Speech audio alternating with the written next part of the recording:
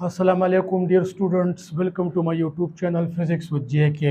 आज का जो हमारा टॉपिक है वो है कूलम्स लॉ। स्टूडेंट की डिमांड पे हमने जो है ना वो सेकंड ईयर का भी जो है ना वो सीरीज स्टार्ट किया है। कुछ टॉपिक्स हम सेकंड ईयर के भी देंगे और कुछ टॉपिक्स हम जो है ना फर्स्ट ईयर के भी देंगे। तो इंशाल्लाह ये कंटिन्यू होगी, फर्स्ट ईयर और सेकंड ईयर साथ साथ चलाएंगे। ठीक, तो बहुत सारे स्टूडेंट ने जो ना वो कमेंट्स में कहा था कि सर आप सेकंड ईयर का भी लेक्चर अपलोड किया करें, इसलिए आज हम कूलम्स लॉ को डिस्कस करेंगे। देखें, कूलम्स लॉ जो है ना वो दो चार्जेस के बीच फोर्स ऑफ अट्रैक्शन और रिपल्जन डिस्कस करता है। Coulomb force between two charges या electric force between two charges, electric force between two charges जो है ना वो हम डिस्कस करते हैं in Coulomb law. Coulomb law में हम दो चार्जेस के बीच इलेक्ट्रिक फोर्स को डिस्कस करते हैं। अब इलेक्ट्रिक फोर्स को याद रखिए, इलेक्ट्रिक फोर्स जो है ना वो अट्रैक्टिव भी हो सकता है और रिपल्सिव भी हो सकता है। दो चार्जेस के बीच फोर्स ऑफ अट्रैक्शन भी होती है, फोर्स ऑफ रिपल्जन भी होती है। याद रखिए, जितने भी सिमिलर चार्जेस है, सिमिलर का मतलब plus plus or minus minus, ये माइनस माइनस दो चार्जेस है और प्लस प्लस, तो दो प्लस प्लस चार्जेस हो, सिमिलर नेचर का हो, दो negative negative charge, they will repel each other. Similarly dissimilar charges, plus charge minus charge या minus charge plus charge, they will always attract each other, and the charges like plus plus and minus minus, they will repel each other always. Now अब coulomb law जो है ना, coulomb law quantitatively explain the force of attraction or repulsion between two charges. Coulomb law quantitatively explain करते हैं, quantitative definition of the Coulomb force between या electric force between two charges. What does quantitative definition mean या what does quantitative explanation mean? Quantitative explanation का मतलब ये है कि coulomb law ये डिस्कस करता है कि दो चार्जेस के बीच फोर्स कितना होगा, चाहे अट्रैक्टिव फोर्स हो या रिपल्सिव फोर्स हो, लेकिन वो फोर्स कितना होगा। और ये फोर्स जो दो चार्जेस के बीच है, इलेक्ट्रिक फोर्स, वो किन फैक्टर्स पे डिपेंड करता है। समझ आ गया ना, दो चार्जेस का जो है ना मैग्नीट्यूड कितना होगा, दो चार्जेस के बीच जो है ना वो फोर्स कितना होता है और वो फोर्स किन फैक्टर्स पे डिपेंड करता है, ये जो है ना हम डिस्कस करेंगे। इसको कहते हैं quantitative definition, how much the force is between two charges and the force depends on which factors. Now, according to Coulomb law, the force of attraction or repulsion between two charges is directly proportional to the product of their charges. Product of the charges इसका हम discuss करेंगे।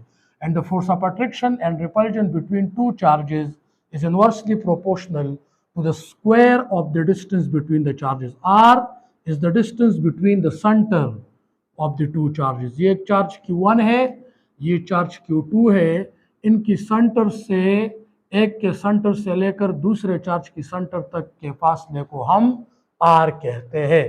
और force का, force of attraction और repulsion दोनों, उसका R के साथ डिस्टेंस बिटवीन द चार्जेस के साथ क्या रिलेशन है, इनवर्स स्क्वायर। मतलब coulomb law inverse square law को ओबे करता है। कोई भी फोर्स या फील्ड जिसका R के साथ क्या रिलेशन हो, डिस्टेंस बिटवीन द चार्ज के साथ क्या रिलेशन हो, इनवर्स स्क्वायर का रिलेशन हो, इसको हम कहते हैं इनवर्स स्क्वायर लॉ।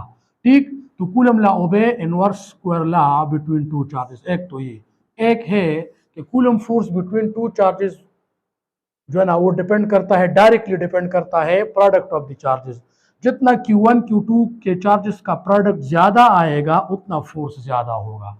जितना Q1 और Q2 के बीच डिस्टेंस ज्यादा होगी, फोर्स का मैग्नीट्यूड कम होगा। कितना कम होगा, डिस्टेंस बढ़ाने से इस पर क्या इफेक्ट पड़ता है, ये सारी बातें इंशाल्लाह आज डिस्कस करेंगे। देखिए, पहले हम पढ़ते हैं प्रोडक्ट। फोर्स ऑफ अट्रैक्शन और repulsion between two charges is directly proportional to the product of their charges. मैं आप लोगों को एक MCQ लिखता हूँ इसके ऊपर, देखिए ये मेडिकल पेपर में आप चेक कर सकते हैं कि the coulomb force ratio, the coulomb's force ratio between two protons to two electrons, दो प्रोटॉन्स के बीच कूलम फोर्स ज्यादा होगी या दो इलेक्ट्रॉनों के बीच कूलम फोर्स ज्यादा आएगी। तो the coulomb force ratio between two electrons to two protons will be what. देखिए भी, अब जो है ना if the distance kept same, अगर दो प्रोटॉनों के बीच जितना डिस्टेंस है वो दो इलेक्ट्रॉनों के बीच भी हम रखें, फिर कूलम फोर्स रेशो क्या होगी? प्रोटॉन प्रोटॉन के बीच कूलम फोर्स ज्यादा होगी या इलेक्ट्रॉन इलेक्ट्रॉन के बीच कूलम फोर्स ज्यादा होगी? एक बात याद रखिए कि कूलम फोर्स या electric force depends on the charges, magnitude of charges. Coulomb force between two charges is directly proportional to the magnitude of charges, magnitude of their charges. तो Coulomb force या electric force is charge dependent. क्या? Charge dependent. पहले हम check करते हैं दो प्रोटॉनों के बीच Coulomb force को. तो अगर आप दो प्रोटॉनों की चार्ज की प्रोडक्ट ले ले 1.6 इंटू 10⁻⁻19, ये एक प्रोटॉन के ऊपर चार्ज होता है, दूसरे प्रोटॉन के ऊपर भी इतना चार्ज होता है. ठीक, एक प्रोटॉन के ऊपर 1.6 इंटू 10⁻⁻19 कूलम चार्ज, दूसरे प्रोटॉन के ऊपर 1.6 इंटू 10⁻⁻19 कूलम चार्ज होता है. सिमिलरली ये प्रोटॉन प्रोटॉन के बीच हुआ, दो प्रोटॉन पहले हमने लिए, अब हम लेते हैं दो इलेक्ट्रॉन्स, उसके बीच क्या होगा? तो देखें, अगर हम इलेक्ट्रॉनों की बात करें तो इलेक्ट्रॉनों, एक इलेक्ट्रॉन पे एक प्रोटॉन के बराबर चार्ज होता है, मगर negative. 1.6 into 10⁻⁻19 is the charge of electron as well, और 1.6 into 10⁻⁻19 is the charge of proton. Charge of electron और चार्ज ऑफ प्रोटॉन तो मैग्नीट्यूड में सेम है, जितना चार्ज इलेक्ट्रॉन के ऊपर है उतना चार्ज प्रोटॉन के ऊपर भी है. इसलिए अगर हम ये प्रोडक्ट मालूम करें और हम ये प्रोडक्ट मालूम करें, दोनों से सेम आंसर आएगा. दोनों से अगर हम चार्ज ऑफ इलेक्ट्रॉन इलेक्ट्रॉन ले ले या प्रोटॉन प्रोटॉन ले ले, दोनों पे सेम चार्ज जो है ना उसका प्रोडक्ट सेम आएगा. इसलिए हम कहते हैं कि the coulomb force ratio between two protons to two electrons must be 1:1. The correct answer must be 1:1. क्यों? क्योंकि coulomb force is charge dependent and the charge of electron equals to the charge of proton. जितना charge electron के ऊपर होता है उतना charge proton के ऊपर भी होता है. 1 इलेक्ट्रॉन के बराबर चार्ज 1 प्रोटॉन के बराबर चार्ज होता है, लेकिन ये प्लस में होता है और ये माइनस में. बाकी magnitude of the charge of electron equals to the magnitude of charge of proton. तो दो इलेक्ट्रॉनों के बीच, दो इलेक्ट्रॉन ये एक दूसरे को ज्यादा रिपेल करेंगे कि दो प्रोटॉन एक दूसरे को ज्यादा रिपेल करेंगे. तो दो इलेक्ट्रॉन एक दूसरे को जितना रिपेल करते हैं उतने ही फोर्स से दो प्रोटॉन भी एक दूसरे को रिपेल करेंगे. इसलिए the coulomb force ratio between two protons to two electron is always 1. 1 means same. दो इलेक्ट्रॉन एक दूसरे को जितना रिपेल करते हैं दो प्रोटॉन भी एक दूसरे को उतना रिपेल करेंगे. क्यों? क्योंकि दो इलेक्ट्रॉनों और प्रोटॉनों, इलेक्ट्रॉन के ऊपर चार्ज और प्रोटॉन के ऊपर चार्ज सेम है. और कूलम फोर्स किस पे डिपेंड करता है? मैग्नीट्यूड ऑफ चार्जेस, कि एक पार्टिकल पे कितना चार्ज है दूसरे पे कितना है. कूलम लॉ या electric force is charge dependent force. That is why the coulomb force ratio between two electrons to two proton will always same. Now अब देखिए, अब प्रोडक्ट से एक एमसीक्यू और दूसरा करते हैं कि प्रोडक्ट पे किस तरह डिपेंड करता है. कि हम कहते हैं कि प्रोडक्ट बढ़ता है तो फोर्स बढ़ेगा, प्रोडक्ट कम होगा तो फोर्स कम होगा. मैं आप लोगों को ये कह रहा हूं कि the coulomb force between two protons, if the coulomb force या electric force between two protons is F. दो प्रोटॉनों के बीच कूलम फोर्स F है फॉर द सेम डिस्टेंस. अगर डिस्टेंस को हम सेम रखें, the coulomb force between two alpha particles, between two alpha particles will be, तो ऑप्शन है 4F और 2F और remain F or none.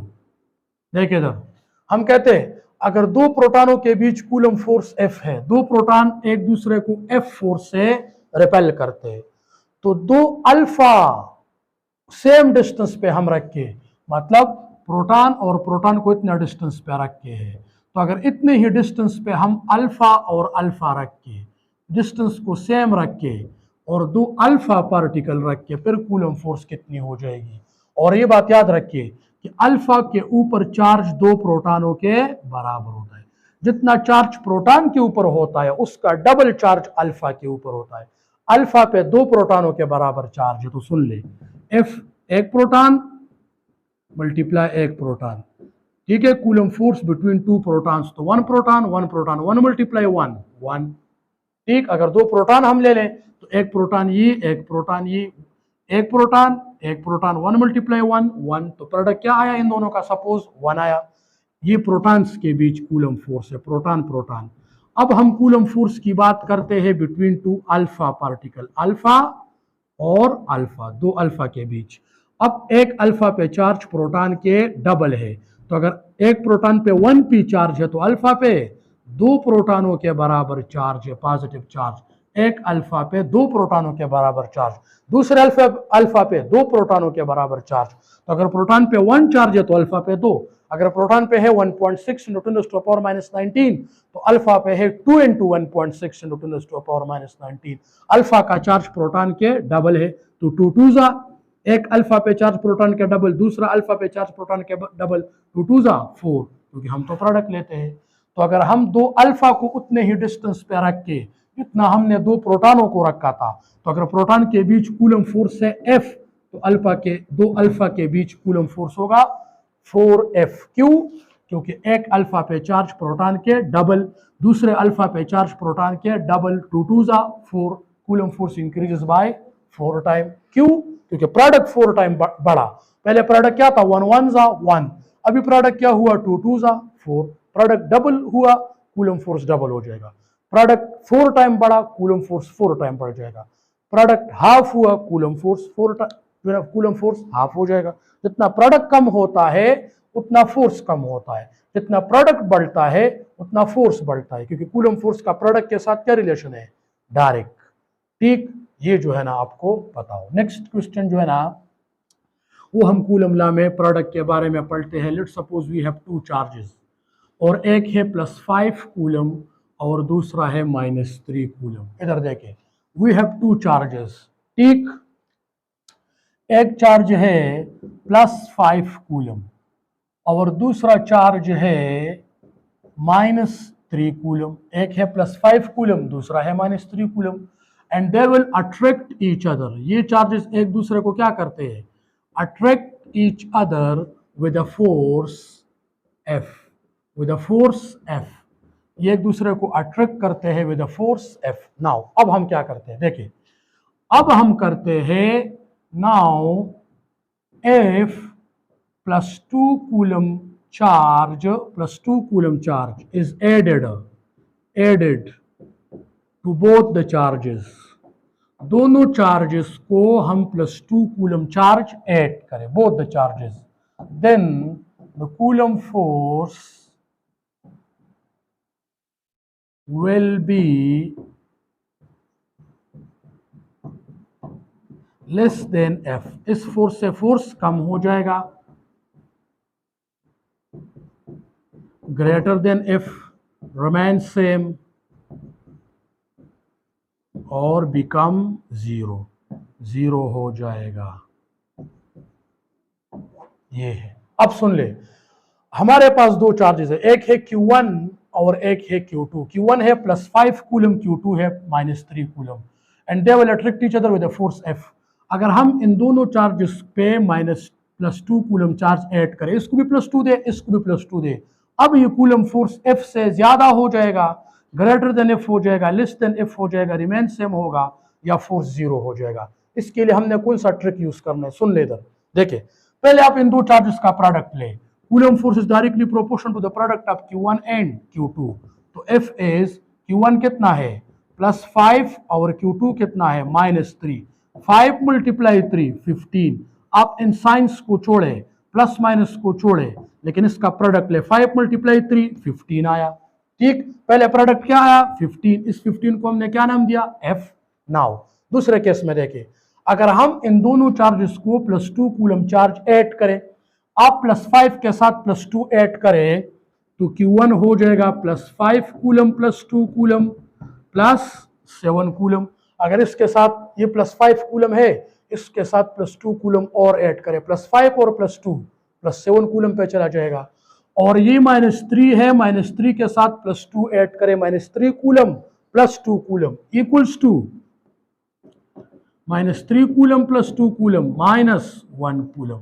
अब चार्जेस के मैग्नीट्यूड्स क्या हो गए, एक का 5 से 7 और दूसरे का -3 से -1 पे आया। देखें, आपने +5 के साथ +2 ऐड किया तो +7, -3 के साथ +2 ऐड करो -1।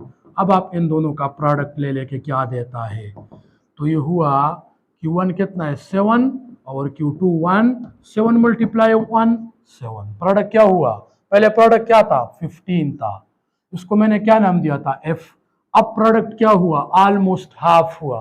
15 का हाफ क्या है 7.5, ऑलमोस्ट प्रोडक्ट हाफ हुआ, मतलब प्रोडक्ट कम हुआ। तो जो प्रोडक्ट पहले 15 था उसको मैंने F कहा था। अब अगर दोनों चार्जेस पे हमने +2 कूलम ऐड किया तो +5 + 2 + 7 -3 + 2 -1।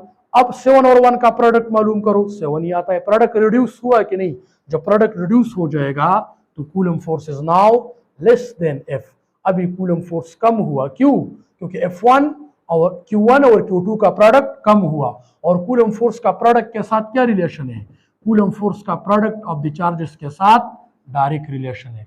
तो जितना दो चार्जेस के बीच प्रोडक्ट, दो चार्जेस की मैग्नीट्यूड ऑफ प्रोडक्ट, दो चार्जेस का प्रोडक्ट ले ले, प्रोडक्ट ऑफ चार्जेस, अगर वो कम हो गई तो कूलम फोर्स कम, अगर प्रोडक्ट बढ़ गई तो कूलम फोर्स बढ़ जाएगा।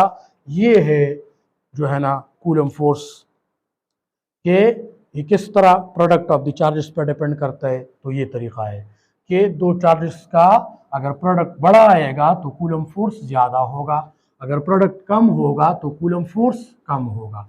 तो it depends directly on the product of their charges and inversely proportional to the magnitude of their charges. For example third case में हम कहते हैं Q1 हम लेते हैं -3 कूलम और Q2 का हम लेते हैं +50 कूलम।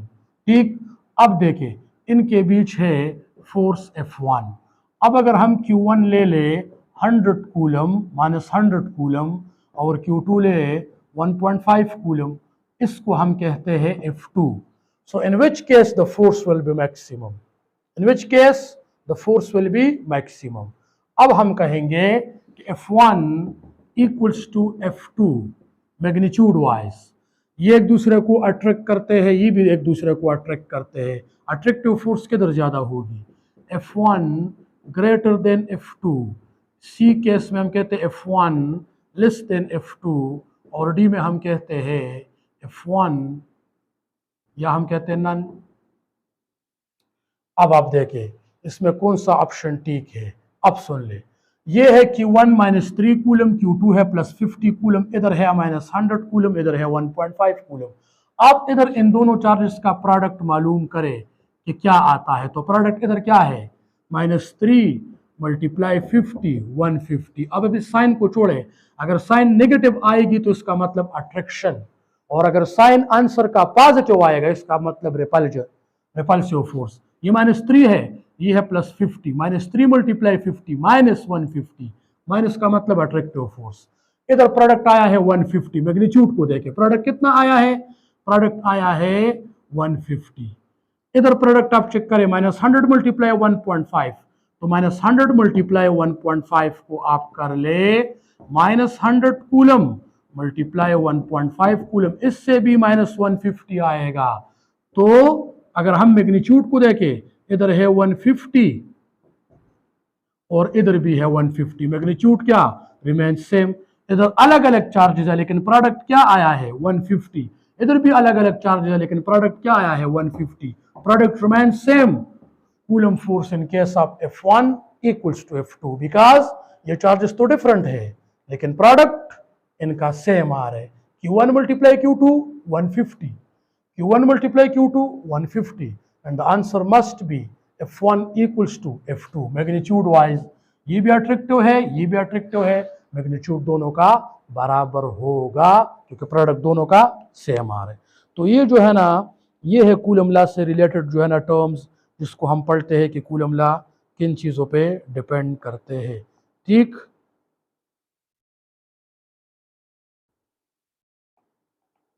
समझ आ गई इसकी। अब हम पढ़ने जा रहे हैं इनवर्स स्क्वायर की बात। इनवर्स स्क्वायर जो है ना ये बहुत इंटरेस्टिंग है और इनवर्स स्क्वायर का क्या मतलब होता है कूलम लॉ में, उसको पढ़ते देखिए। The two charges the force between two charges is inversely proportional to the square of the distance between the charges।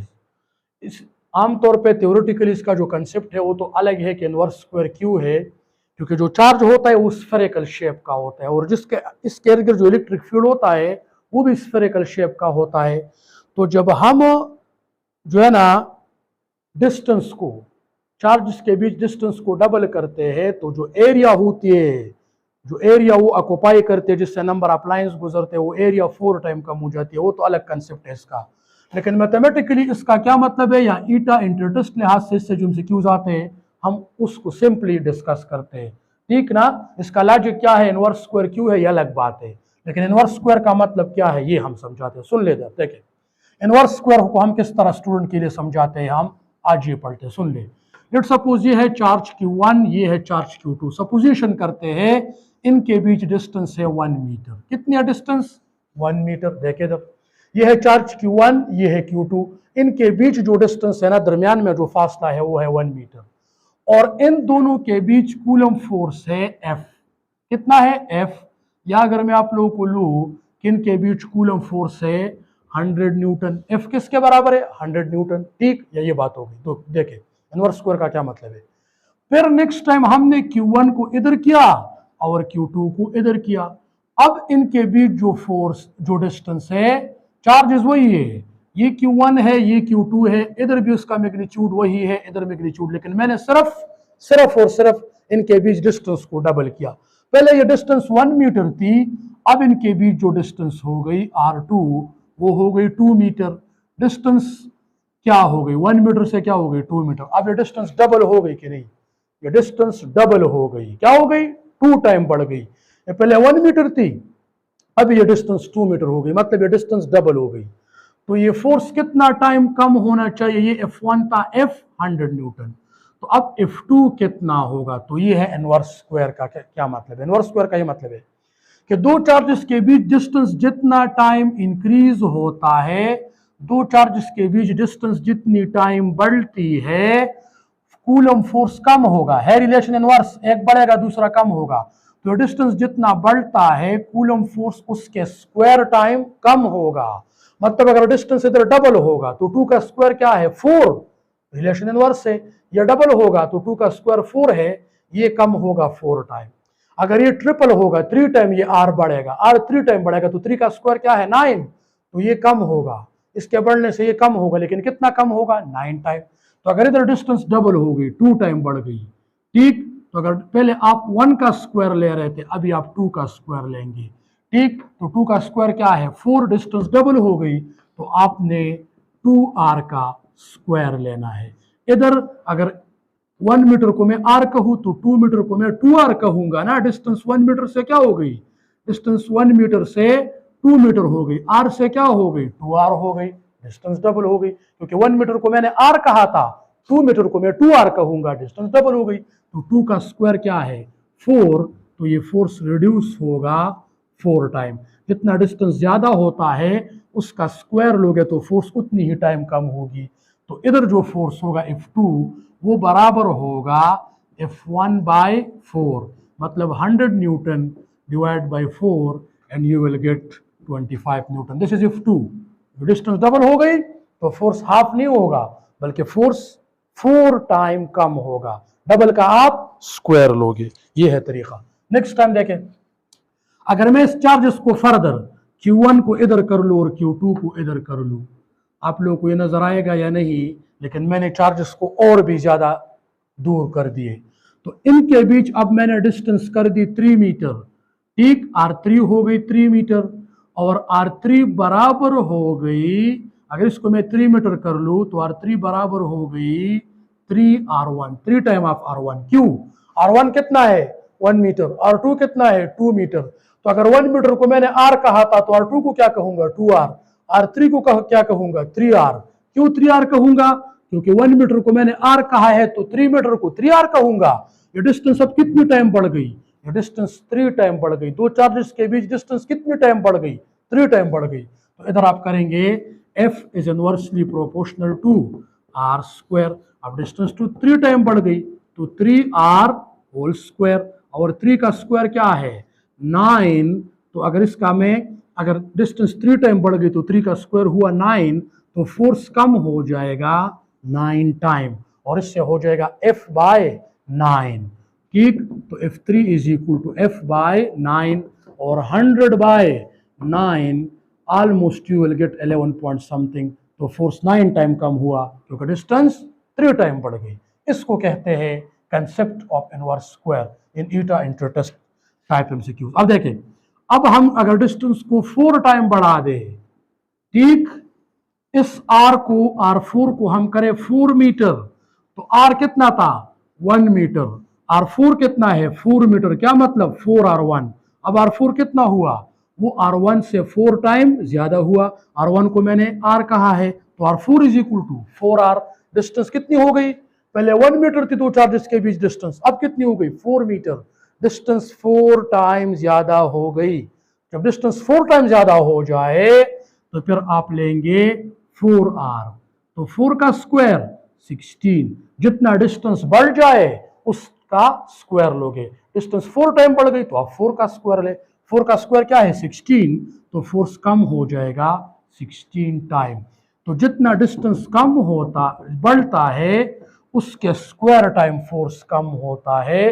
इस कंसेप्ट को कहते हैं इनवर्स स्क्वायर। इस कंसेप्ट को क्या कहते हैं, इनवर्स स्क्वायर लॉ।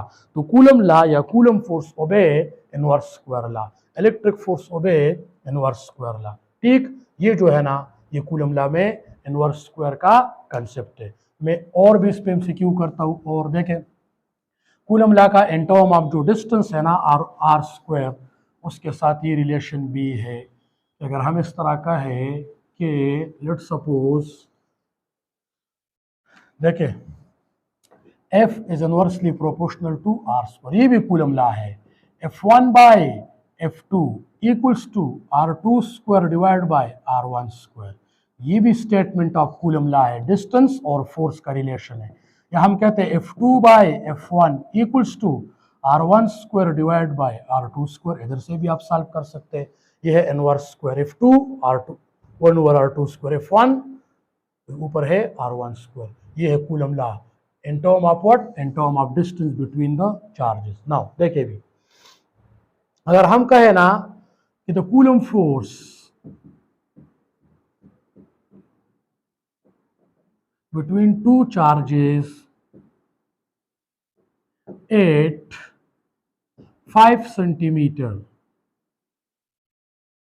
या हम कहते हैं which 5 centimeter away from each other, दो चार्जेस एक दूसरे से 5 सेंटीमीटर अवे है, कूलम फोर्स उनके बीच है। The coulomb force between two charges which 5 centimetre away from each other is F। इन दो चार्जेस के बीच कूलम फोर्स क्या है F। Now what is the coulomb force, Coulomb force कितना होगा if the charges move away up to 10 centimetre. अगर charges एक दूसरे से 10 सेंटीमीटर दूर हो जाए तो कूलम फोर्स कितना हो जाएगा। ठीक, अगर चार्जेस एक दूसरे से अब 10 सेंटीमीटर दूर हो गए, 5 सेंटीमीटर जब चार्जेस थे, दो चार्जेस के बीच फासला था तो कूलम फोर्स था F। अब दो चार्जेस के बीच फासला 10 सेंटीमीटर हुआ तो Coulomb force 4F, F by 4 2F or F by 2 कितना हो जाएगा, ये है क्वेश्चन। और वो क्या है, रिलेशन क्या है, ठीक, रिलेशन है F1 by F2 equals to F2 by F1 equals to R1 square by R2 square. या दूसरा डिस्टेंस डबल होती है, फोर्स 4 टाइम कम। ये मैं दो तरीकों से आप लोगों को सॉल्व करता हूँ, दो तरीकों से इसको डिस्कस करते हैं। ठीक, देखिए इधर एक तो ये तरीका है, लेट सपोज हम कहते हैं coulomb force between the coulomb force between two charges at 5 which are 5 centimeter away from each other is F। what is the coulomb force when they are 10 centimeter away from each other, तो इसका मतलब है R1। R1 जब 5 centimetre दो charges के बीच force distance था तो कूलम फोर्स F1 था F। अब अगर दो चार्जेस के बीच डिस्टेंस 10 सेंटीमीटर हो गई तो फिर उसके बीच कूलम फोर्स कितना हो जाएगा, F2 कितनी हो जाएगी। तो हमने फार्मूला लिखा है F2 by F1 equals to R1 square divide by R2 square, ये है इनवर्स स्क्वायर। अब हमने F2 मालूम करना है तो F2 हो जाएगा R1 square divide by R2 square multiply F1, ये F1 इधर आ जाएगा। अब इसमें पुटिंग करें, you will get the answer. F2 कितना हो जाएगा, R1 कितना है 5 स्क्वायर और R2 कितना है 10 स्क्वायर और मल्टीप्लाई F1 को मैंने क्या नाम दिया है F, तो इससे हो जाएगा 5 स्क्वायर 25, 10 स्क्वायर 100, ये हो जाएगा 25, ये हुआ 100 मल्टीप्लाई F1 क्या था F, तो 5 स्क्वायर 25, 10 स्क्वायर 100, 25 डिवाइडेड बाय 100 1/4, तो F2 is equal to 1/4 multiply F, F2 is equal to F by 4, the force reduces by 4 time. क्यों, डिस्टेंस डबल हो गई तो फोर्स कितना टाइम कम हुआ 4 time. F2 is equal to 1/4 of F या F2 is equal to F by 4, option B is the correct option through this formula. ये भी कूलम लॉ है in term of what, distance between the charges. Now अब हम जो है ना इसको एक और ट्रिक से सॉल्व करते हैं। अब हम इसको एक और ट्रिक से सॉल्व करते हैं और दूसरा ट्रिक क्या है, देखिए इधर, वो दूसरा ट्रिक हम इधर समझाते हैं स्टूडेंट को इस जगह में। दूसरा ट्रिक ये है ना कि हमें ये पता है कि फोर्स का आर के साथ क्या रिलेशन है, इनवर्स स्क्वायर। और इनवर्स स्क्वायर का क्या मतलब होता है, इनवर्स स्क्वायर का ये मतलब होता है कि अगर आप आर को डबल करेंगे 2 टाइम बढ़ाएंगे तो 2 का स्क्वायर लेंगे, तो इसको 2 का स्क्वायर 4 है तो ये 4 टाइम कम होगा। इसको आप ट्रिपल करेंगे 3 टाइम बढ़ाएंगे तो 3 का स्क्वायर 9 है, ये 9 टाइम कम होगा। इसको 4 टाइम बढ़ाएंगे तो 4 का स्क्वायर 16 है, ये 16 टाइम कम होगा, ये मतलब है। तो पहले डिस्टेंस कितना था 5 सेंटीमीटर, अब डिस्टेंस कितना हुआ 10 सेंटीमीटर, ये डिस्टेंस 5 से हो गई 10, तो 5 मल्टीप्लाई 2 10, ये डिस्टेंस डबल हो गई, क्या हो गई डबल, डिस्टेंस 2 टाइम बढ़ गई, 2 multiply 5 centimetre equals to 10 centimetre. तो डिस्टेंस अगर 5 सेंटीमीटर से 10 सेंटीमीटर पे आई है या डिस्टेंस 5 सेंटीमीटर से 10 सेंटीमीटर पे गई है तो ये 2 टाइम बढ़ गई है, 2 टाइम। तो अगर डिस्टेंस डबल हो जाए 2 टाइम बढ़ जाए तो 2 का स्क्वायर क्या है 1/r स्क्वायर है तो 1/2r स्क्वायर, डिस्टेंस तो डबल हो गई। 2 का स्क्वायर क्या है 4 2r, तो 2 का स्क्वायर 4, फोर्स कम हो जाएगा 4 टाइम। कम क्यों हो जाएगा, क्योंकि इनवर्स रिलेशन है, ये बढ़ेगा तो ये कम होगा और ये जितना बढ़ेगा ये कम होगा लेकिन इसके स्क्वायर टाइम, ये जितना बढ़ गया है उसका स्क्वायर लो तो ये कम होगा उतनी ही टाइम। अगर ये 2 टाइम बढ़ गया है तो 2 का स्क्वायर है 4 तो ये कम होगा 4 time, and the correct answer must B F by 4, ये है करेक्ट रिलेशन। तो 2 तरीकों से मैंने आप लोगों को ये समझाया, सॉल्व किया। आज हमने सिर्फ पढ़ा F is directly proportional to Q1 Q2 and F is inversely proportional to R square। आज हमने सिर्फ इन 2 पॉइंट्स को डिस्कस किया, नेक्स्ट लेक्चर में हम इसको और डिटेल में पढ़ेंगे। Thank you very much.